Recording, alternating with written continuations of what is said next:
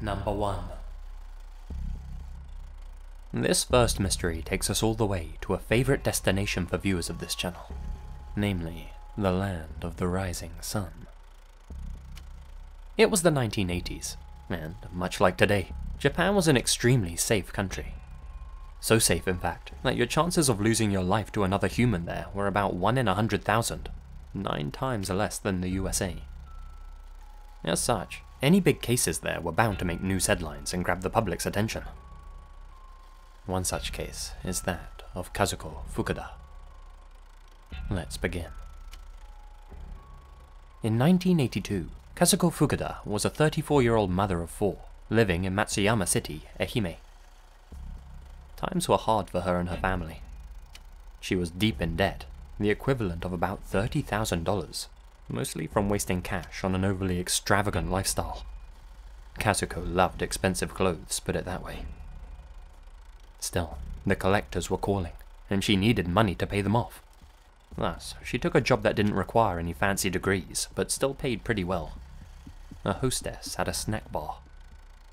Her job was basically to wear a dress, drink with the male customers, flirt with them, sing karaoke if they wanted to, and just generally beguile them with interesting stories and her feminine charms. That type of work wasn't a problem for her. When she was young, she'd had a tough upbringing with her mother, living with her in a, let's call it a gentleman's funhouse. So, from a young age, she'd been doing much worse than working as a hostess. One of the perks of the job was free booze, and Kazuko loved to drink. That was one of her not-so-admirable qualities. Another such quality was her jealous streak. One of her co-workers, 31-year-old Atsuko Yasuoka, was a far more popular hostess at the snack bar. A real charmer. The customers preferred her for her bubbly, easygoing personality, not to mention her good looks. Her popularity translated into one thing. Tips. Good tips. One evening after closing time, Kazuko happened to notice just how much money Atsuko had made that shift. It was a lot, and it infuriated her. If she made that kind of money herself, she'd be debt-free in no time. But, alas, poor Kazuko was too stern and serious for most of the customers. At the end of that shift, she approached Atsuko and asked her if she could pay her a visit sometime. Learn from her, you know? Atsuko agreed. They went back to Atsuko's apartment together after work one night. It was there that Kazuko saw all of the lovely things that Atsuko had in her apartment, saw how she was living the life that she wanted. That's when envy took a hold of her. In a jealous rage, she grabbed a rope and hooked it around Atsuko's neck, strangling her until all of the life in her was snuffed out. She then took more than 300 items from Atsuko's home, including her furniture, clothes, and a bank book. The total of it all was more than enough to pay off all of her debts, and then some. $90,000 in today's money. Now, Kazuko was smart, but she wasn't a criminal mastermind or anything. After she took care of Atsuko, she went home and told her husband what she had done. Her husband begged her to turn herself in. She just laughed in his face and forced him to help her hide Atsuko's remains. Under cover of darkness, they smuggled Atsuko out of her apartment, took her up into the mountains, and dumped her. For a time, life went on as normal. Kazuko even went out and found herself a new boyfriend while she was still with her husband. Like I said, she liked to live extravagantly. Before long, however, the authorities caught on to what had happened. They soon found Atsuko in the mountains, and they decided to pay Kazuko a visit. By the time they came knocking on her door, Kazuko was already long gone, taking her small fortune with her and leaving behind her husband and children. Now, here's where things start getting really interesting. Japan's statute of limitations was, and still is, 15 years. If Kazuko could elude the cops for that long, she'd be free as a bird. Heck, she could even go around telling everyone what she had done to Atsuko if she wanted to. Brag about it even. There'd be absolutely nothing anyone could do about it. No consequences whatsoever. Now, 15 years on the run might sound like a long time, but Kazuko was no fool. Like I said, she had had a tough upbringing, a tough life in general. 15 more years of struggle didn't sound like that much when her freedom was on the line. And that hardship in life had made her a very capable woman. Pair that with her devious mind, and she had proved to be very elusive.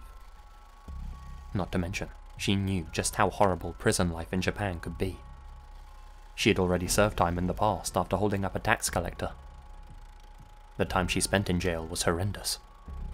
The prison itself was essentially run by the Yakuza, and members of the group would frequently pay off guards to have their way with the inmates, Kazuko included. There was no way she was going back. Thus, she made herself a list of rules to evade capture. 1. Never stay anywhere longer than 3 months. 2. Never let anyone take her photograph. 3. Use a different name at every job. Well, that was all pretty elementary, and the cops knew to suspect that she'd do that. Most people on the run stuck to those kind of rules, and 96% of them would eventually be caught. Not to mention, Kazuko's face was all over the news. It was only a matter of time before they caught up with her too. Turns out that matter of time was longer than anyone expected. 14 years and 11 months later, they still hadn't found her. They had only 1 month left to track her down and charge her, or she'd be free, no longer a fugitive, and Atsuko's demise would go unpunished. July 24th, 1997. The authorities received a call. Someone told them that a woman resembling Kazuko Fukuda was at a restaurant in Fukui City.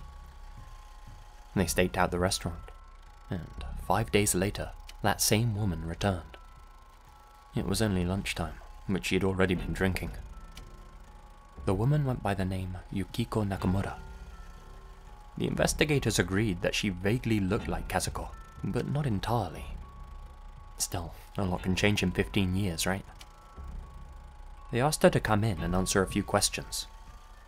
She voluntarily agreed. At the station, she continued her drinking. The investigators asked if they could have a set of her fingerprints. The woman declined. Still, they were able to extract a set from the bottle she was drinking from. They were a perfect match with those found at Atsuko's apartment. 14 years, 11 months, and 10 days after she'd gone on the run, Kazuko had been found. She was only 20 days away from total freedom. Turns out that the authorities and everyone else in the public had been following a red herring all along. But that red herring wasn't a lead at all. It was something much more basic. They assumed that Kazuko had the same face. In reality, Kazuko knew that her money wouldn't last forever. So, at the very start, she spent it on something much more valuable than possessions. She went to a doctor in Tokyo and had her face completely changed. By keeping herself looking younger, this also had the added effect of helping her get work at other hostess bars around the country. She had hopped from town to town, relationship to relationship, getting plastic surgery numerous times to change her face and elude the cops, and always moved on when things got too hot. And that's why it took so many years for somebody to call in a tip. Nobody knew the face they were looking for. To this day, Kazuko is known in Japan as the Woman of 7 Faces. She was sentenced to life in prison, but passed away in 2005. Kazuko was obviously a wretched person, but you can't deny her sly industriousness. 14 years, 11 months, and 10 days. She almost got away with it. Almost.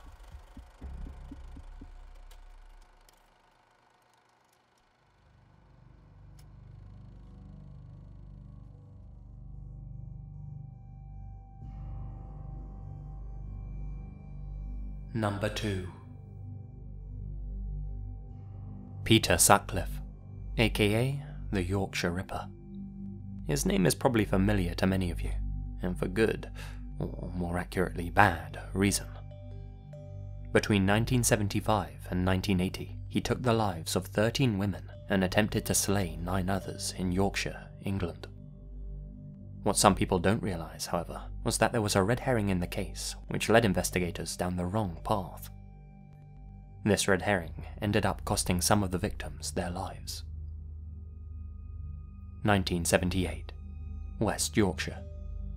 The Ripper's been making headlines for the past few years, sporadically taking the lives of women, his favourite targets being ladies of the night, so to speak.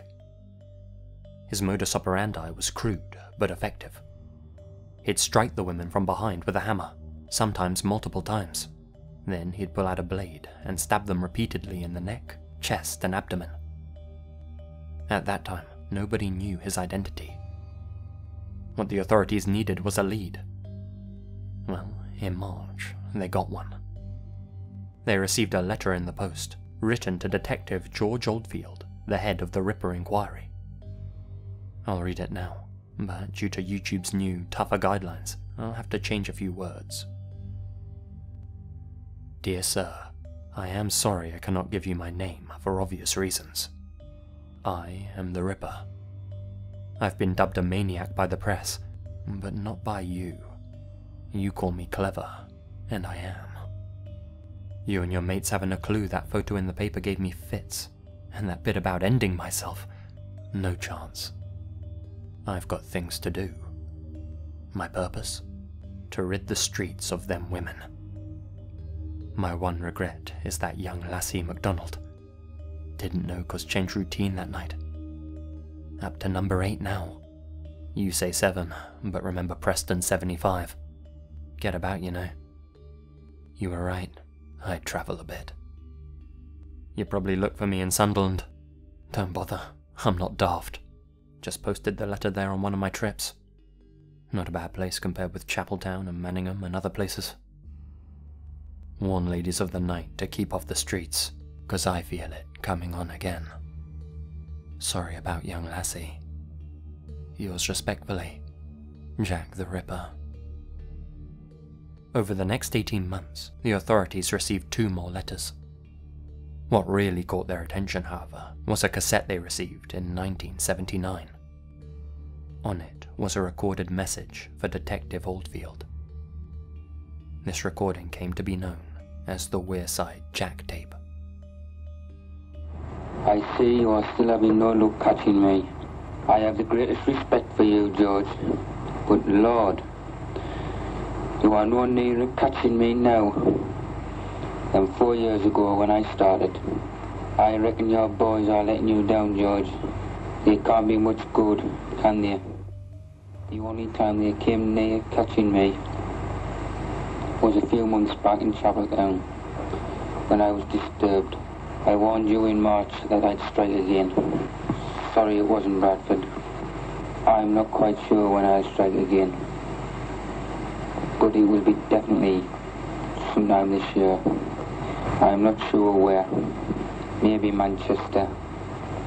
I like it there. There's plenty of them knocking about. They never learn, do they, George? I bet you've warned them, but they never listen. Well, it's been nice chatting to you, George. Yours, Jack the Ripper. The first thing the authorities did was focus on the man's accent in the tape. If you haven't been here, England's an eclectic place full of different dialects. If they could narrow down where his accent had come from, they'd be able to pinpoint where the Yorkshire Ripper was. Voice experts were called in. They determined that the man must be from the Castletown area of Sunderland, a place with a very particular accent. This led to 40,000 men in the area being interviewed, and a £1 million campaign being launched to try and catch the Ripper. The result of all of this? Zilch. Nothing. The Ripper was nowhere to be found. All the evidence from the cases pointed to one man being responsible: Peter Sutcliffe. He was interviewed multiple times, but the thing is, his accent didn't match with the man's in the Wearside Jack tape, nor did his handwriting match that of the 3 letters. As a result, he was never formally arrested. He simply couldn't be the man they were looking for. But as we know, Sutcliffe was indeed the Ripper. The letters, the tape, they were all a hoax, sent in by one little man, desperate for attention. John Samuel Humble. He had managed to fool the authorities, leading them to believe the Yorkshire Ripper had a different accent than he really did. As such, Sutcliffe was able to remain free for another 18 months, during which time he took the lives of 3 more women and attacked 2 others. So, how did the cops actually catch Sutcliffe? In the end, he was just pulled over for driving with false license plates. When they took him in for questioning, he confessed to being the Ripper. That's it. Right up until that point, they remained convinced that the letters in the tape were genuine. When the truth finally came out, Detective Oldfield resigned from his position. So, there you have it. A set of simple but very effective red herrings, sent in by one man for who knows what reason. Whatever the case, John Humble drew attention away from the real perp, and allowed the Ripper to continue his rampage for much longer than he should have been able to, costing 3 women their lives. John Humble was finally tracked down in 2005 thanks to advances in DNA technology. For his trouble, in 2006, John Humble was sentenced to 8 years in the slammer. He was released early after serving only 4 of those years, and passed away last year in August. Peter Sutcliffe himself was given an all-life sentence to be served in HM Prison, Frankland. He remains there to this day.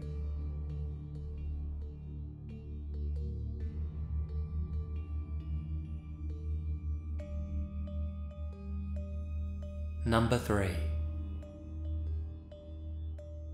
Joseph and Summer McStay were your average American couple, living in Fallbrook, California with their 2 sons, Gianni and Joseph Jr.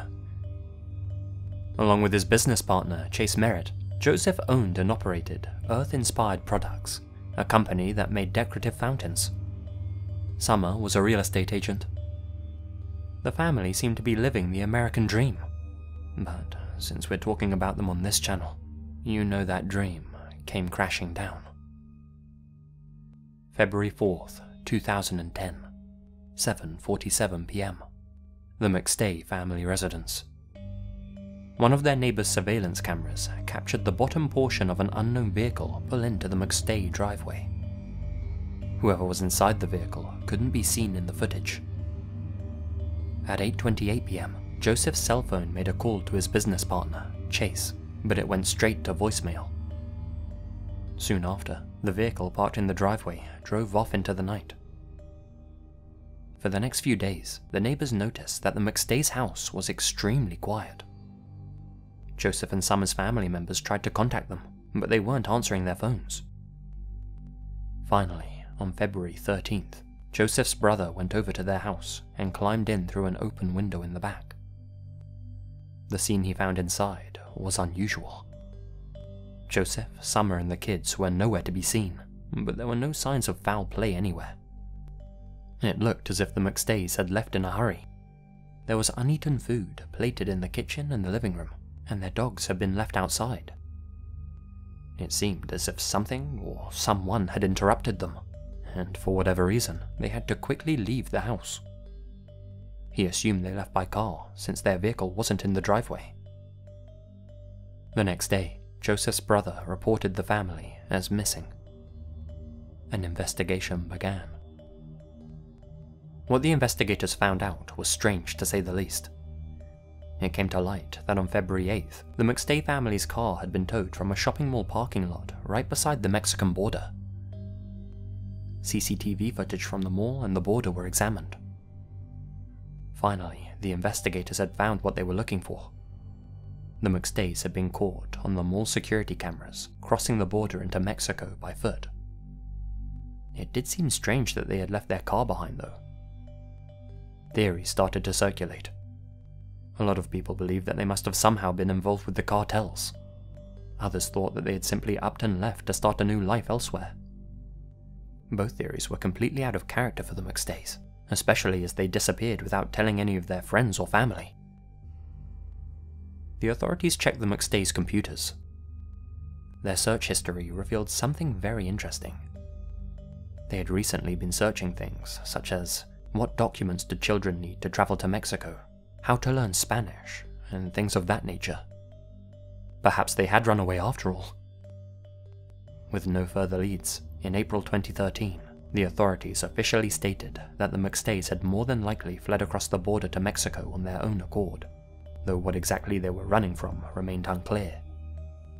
There were even unconfirmed sightings of the family in Mexico.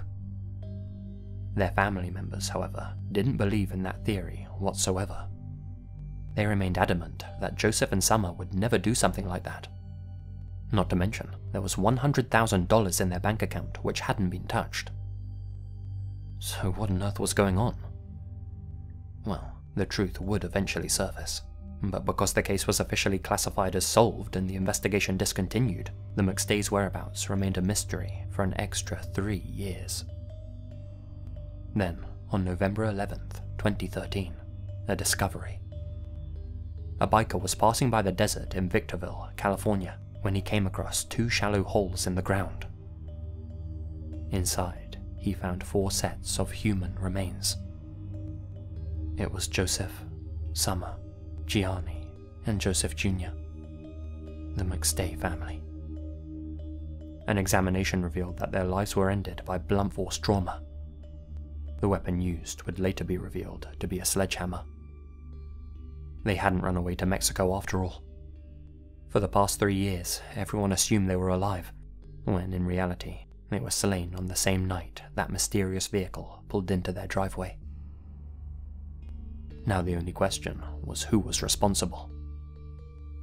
There were several suspects, most notably a jealous ex-boyfriend of Summer's who had been bombarding her with emails. This ex-boyfriend had a criminal history. However, the truth was much closer to home. Remember Joseph's business partner I mentioned, Chase Merritt? Well, he had his own dark history as well, not to mention a dark present. Chase had a problem. He loved to make a bet, and he had accrued a hefty amount of debt. His plan was to take Joseph out of the picture, along with his whole family, and then write checks from Joseph's business account to fuel his habit. Tire tracks at the burial scene were the same as those on Chase's car, and his cell phone had pinged off towers next to the site. The evidence was clear, and the McStay family mystery had finally been solved. There were numerous misleading clues in this case to be sure, most of them set up by Chase himself to throw the police off his scent.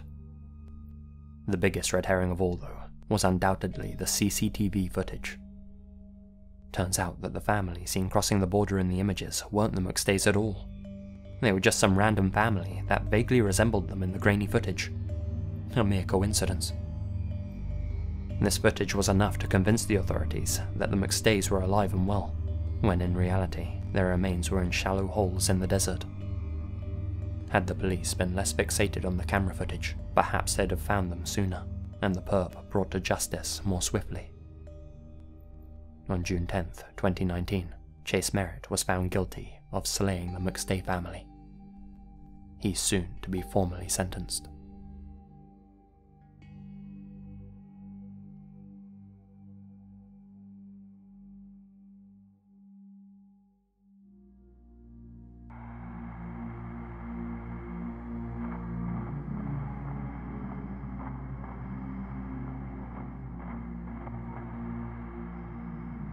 Hey guys, Lazy here, and thank you very much for listening. Well, I hope you all had a good start to your year, and it's nice to be back, yeah, the first video of 2020, well, thought we'd kick things off with a few mysteries, why not, right? As always, be sure to smash that like button, or I'll smash you. Make sure you subscribe and follow me on social media, and yeah, check out my Patreon page if you have time. Speaking of Patreon, a huge shout out to my biggest supporters. Crawford K McDonald, Monica Mendoza, Alex Greensall, Philip Westre, Gina Valera, ProCupidineNata, Crazy MaskParade, AnimeWimp, Maricruz Cedano, Sarah Ramirez, Sloane Crawford, Nadine, Darius Saffaie, DannyElk, Kelly Rocco, Connor Louthan, Kelly Rocco again, Martin Vatland, Sieg, Carl R, Infamous-senpapi, and Mystic the Manakete. Thank you guys so much, you really help the channel out. Also a huge shout out to Robin for creating the thumbnail. Links to his stuff is down in the description. That about wraps things up from me, guys. So until next time, you all stay spooky. And remember, the best things happen in the dark.